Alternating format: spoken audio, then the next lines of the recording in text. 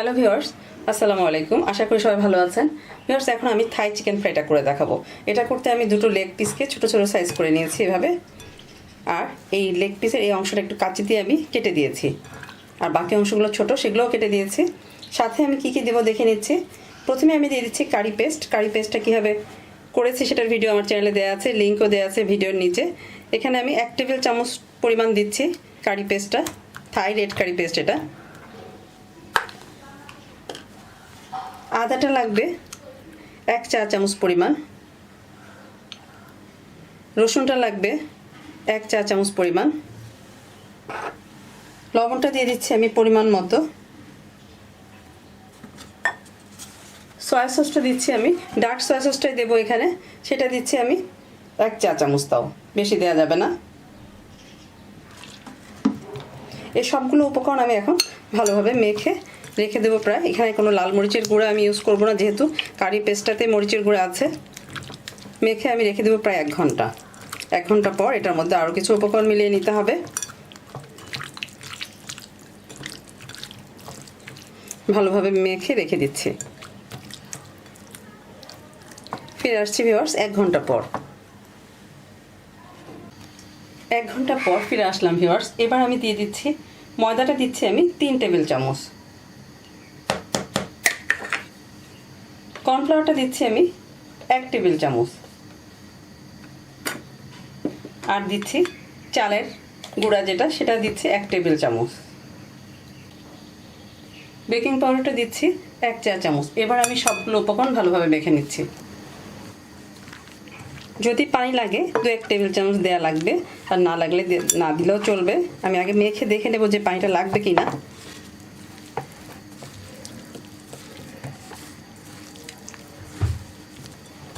বেশি শুকনো শুকনো লাগছে, আমি 1 টেবিল চামচ পরিমাণ পানি দিচ্ছি।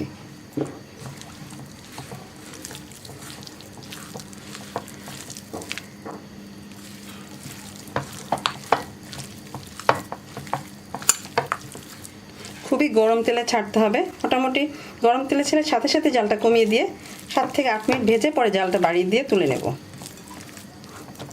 আর একটু পানি লাগবে, প্রায় 2 টেবিল চামচ পানি লাগলো, হয়ে গেছে। এবার আমি গরম তেলে ছেড়ে ভেজে তুলব।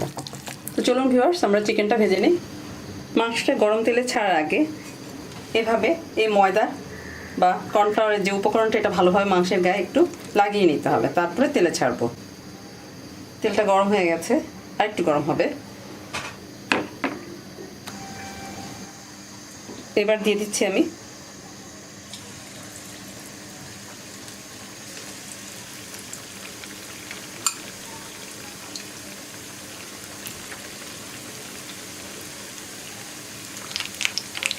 কিছুটা টাইট হয়ে আসলে নেড়ে দেবো, কিন্তু জালটা আমি কমিয়ে দেবো এখনই। জালটা কমিয়ে ভাজলে মাংসটা সেদ্ধ হবে ভালো, ক্রিস্পিও হবে।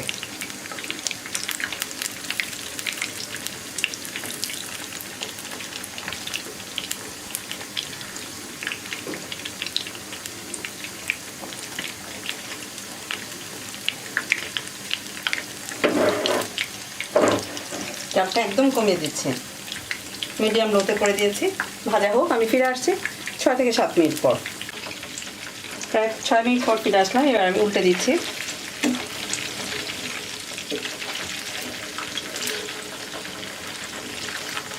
জালটা এখনও কম থাকবে, আরও 5 থেকে 6 মিনিট ভাজবো, তারপরে আমি জালটা বাড়িয়ে তুলে নেব।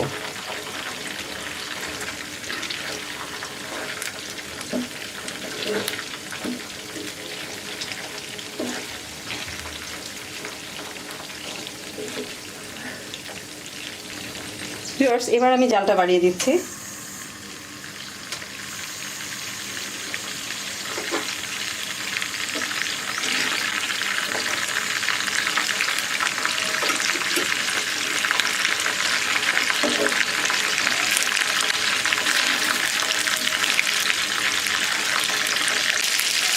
জালটা বাড়িয়ে দেয় 2-1 মিনিট পরে উল্টে দেবো, সাথে সাথে উল্টাবো না, তাহলে খুলে যেতে পারে।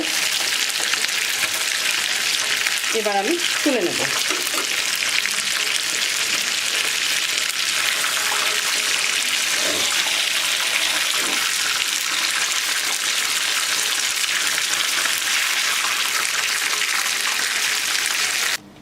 থাই চিকেন ফ্রাই রেসিপিটা যদি আপনাদের ভালো লেগে থাকে অবশ্যই আমার চ্যানেলটি সাবস্ক্রাইব করবেন, লাইক দিবেন, বেশি বেশি শেয়ার করবেন ফ্রেন্ডস অ্যান্ড ফ্যামিলির সাথে। আবারও হাজির হব নতুন কোনো ভিডিও নিয়ে।